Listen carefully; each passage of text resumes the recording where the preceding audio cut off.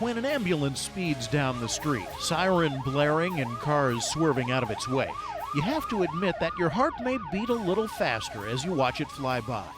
You ask yourself, what kind of emergency are they headed to? Can they get there in time? Will the victim live or die? According to Kevin Hazard, the men and women who drive those ambulances also experience racing hearts and uncertainty. He's a former paramedic whose new book, 1,000 Naked Strangers, A Paramedic's Wild Ride to the Edge and Back, takes readers into the world of medical emergencies to show how paramedics deal with the day-to-day chaos of their jobs. You just really need to enjoy the chaos because you are always going to be shorthanded and a little bit outgunned. And there's no way that two people are the right tool to lift a 500-pound man out of a third-story walk-up. When you reach that moment, some of the rules and some of the practices and procedures of medicine need to go out the window, and you need to say, what do we need to do to get this guy downstairs because he's in a bad way? Whether it's as simple as that or a car has rolled over and had 7 people inside and now they're all over the place and in varying states of need, and it's just you and your partner and it's 2:30 in the morning.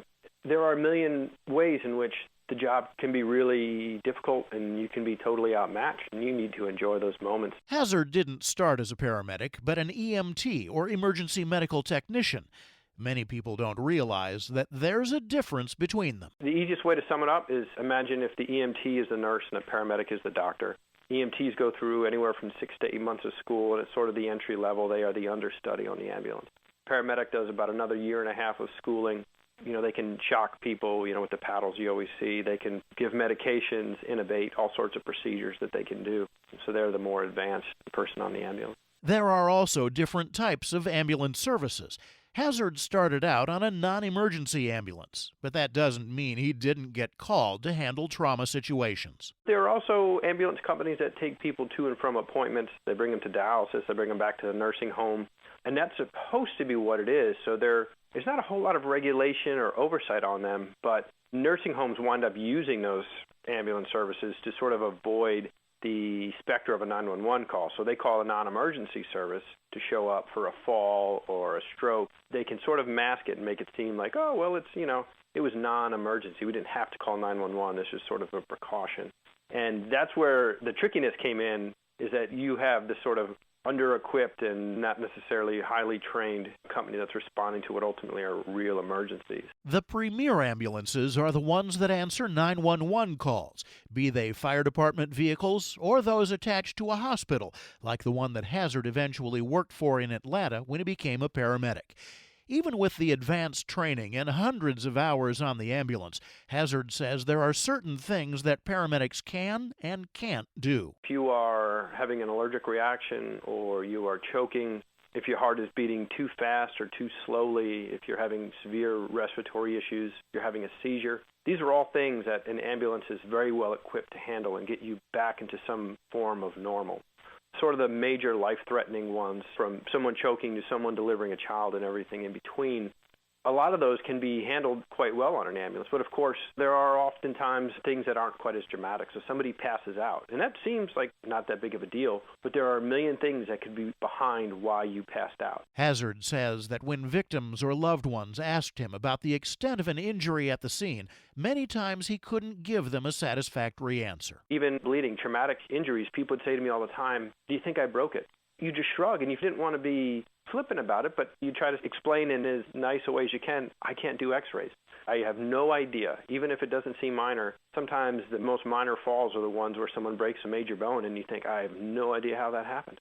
So you certainly are limited. It seems like the less dramatic the situation, the less an ambulance is able to do for you. He says that a paramedic has to be a bit of a detective when he or she arrives at the scene, taking in the environment and searching for clues as to what happened. There's a sort of Sherlock Holmes aspect to it in that we don't have the advantage of a blood test or urine test or a CT. It's a very primitive form of medicine in that regard. And so you have to lean on what you're seeing from the patient. You have to lean on what the patient says, what the bystanders are saying, what the situation says, where are they, what's the house look like, your experience, all the things that you've learned through the years and what that tells you. And you have to try to piece it all together quickly and correctly and then decide where you want to go.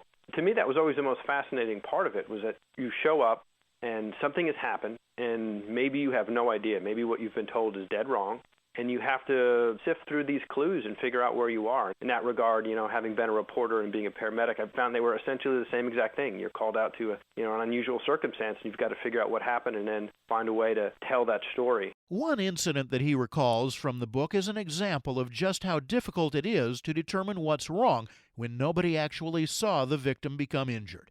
They were called to a family meal on Thanksgiving where no one at the table saw exactly what happened. A woman collapsed on the floor, and the family was in a panic. We got there, and at that point, she was in cardiac arrest, and we started doing everything we could, and it wasn't until we really got into the situation that my partner discovered that she had choked on a piece of broccoli, and that was what started the situation. That was really emblematic of what that job is.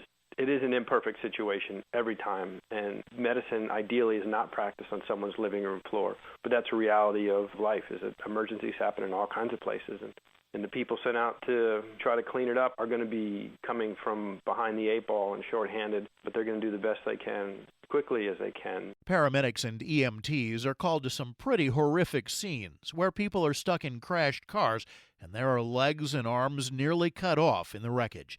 Did he ever get used to the gore that he would have to deal with on a weekly basis?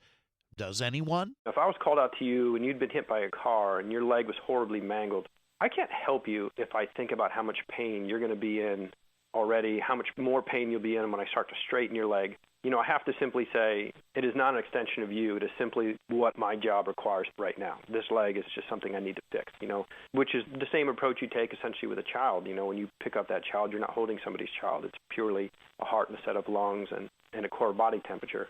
And that's how you have to look at it. So there needs to be that level of detachment. Otherwise, you just simply couldn't do the job. For the same reason, nobody would ever have to run a call on a family member. You would simply think too much about that family member and not enough about the job. That detachment, though, has to be tempered with empathy for the victim. He talks in the book about one of his partners, Josh, who always took time to comfort elderly people he was called on to help. One of the things that I truly loved most about that job were the quiet calls where it was an old woman who just felt a little bit dizzy who called, and we got there.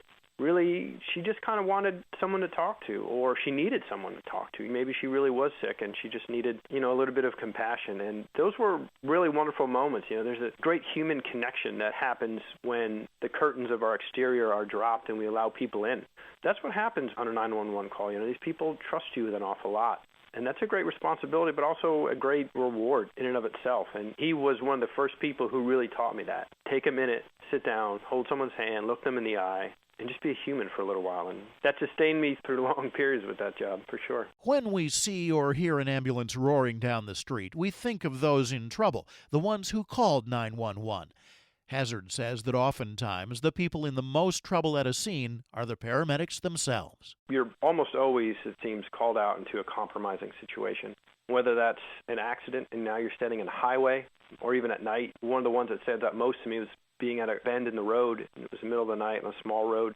We saw these headlights come around the corner and heard the screech, and before any of us had any time to react, there was a car coming 40 yards away, coming at us at 65 miles an hour. That was a horrifying thing because we had no time to move, and luckily he skidded out of our way. So you have those, you have bystanders who are violent or angry, you have patients who are violent and angry, whether it's because they're drunk or on drugs or they have psychiatric issues, or some people are just angry people. If you've never been involved in an accident or a medical emergency, your ideas about paramedics are probably informed mainly from TV dramas. Hazard says that the totally committed men and women you see on the tube with cutting-edge equipment arriving at the scene aren't always what you get in real life. It's a tax-fed industry, so there aren't many police departments, fire departments, or EMS services in the country that have everything they need. You always hear teachers saying that they have to spend out of their own pocket every year to buy supplies for the students. It's no different in public safety. We always were shorthanded on both staff and equipment. And, you were just sort of told, hey, look, you got to make do. So that was always a factor. And then, there's a human factor involved. Not every person doing any job is always 100% committed to it. All the great paramedics that I work with, and I worked with many, have a ton of empathy for their patients. And they care, and they're going to do everything they can. They take great pride in being very good. But there certainly were people that weren't. And, it was startling to see. And, again, it seems to happen over and over in life, no matter where you go. It's just, I think, a little bit more stark when the stakes are as high as they are in the back of an ambulance. Hazard left the job after he realized that the hours and days he worked left little time for his wife and family. He loved his years on the ambulance, working the streets and byways of Atlanta, and enjoyed helping those in need. He says that he hopes his book will give readers some insight into that world and make them look at the people who work in it in a new light. The thing that surprised me most about working this job was how misunderstood and overlooked the field was. And I don't think anyone has ever gotten in it for the hope of accolades or a slap on the back. This is an incredibly difficult job, and these are people, ordinary people, oftentimes not incredibly well paid, working in difficult situations that are saving American lives right here. They are saving your neighbors and your family and your friends, and they're doing it on your own street. And I would like to see the people who have dedicated themselves to something so worthwhile get a little bit more, if not necessarily any kind of recognition, just I think the respect that they deserve for this incredibly difficult job that they do with a smile on their face every day. You can read up on just what it's like to train and work as a paramedic in Kevin Hazard's book, 1,000 Naked Strangers, available now in stores and online. He also invites guests to visit his website at kevinhazard.com. For more information about all of our guests, visit our website at radiohealthjournal.net.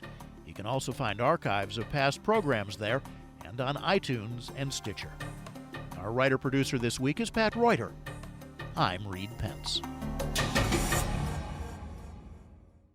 Eating healthy is an important part of cancer treatment recovery. The American Institute for Cancer Research recommends a plant-based diet and maintaining a healthy body weight, which may reduce the risk of certain cancers. That's why for National Nutrition Month, Cancer Treatment Centers of America at Midwestern Regional Medical Center in suburban Chicago suggest 10 healthy food substitution tips to spring clean your recipes. Registered oncology dietitian Amy Musselman from CTCA shares. Move to leaner meats like chicken, fish, and turkey. Use veggies like cauliflower in place of main ingredients. Freeze fruits like grapes and bananas for dessert instead of ice cream. Replace refined flours in baked goods with whole grains, beans, or starches. Limit added sugars and reduce empty calories in juices and alcohol by substituting flavored waters and tea. Musselman says a plant-based diet may also improve energy and help with weight maintenance. Find out more about nutritional support for cancer patients from Cancer Treatment Centers of America at cancercenter.com.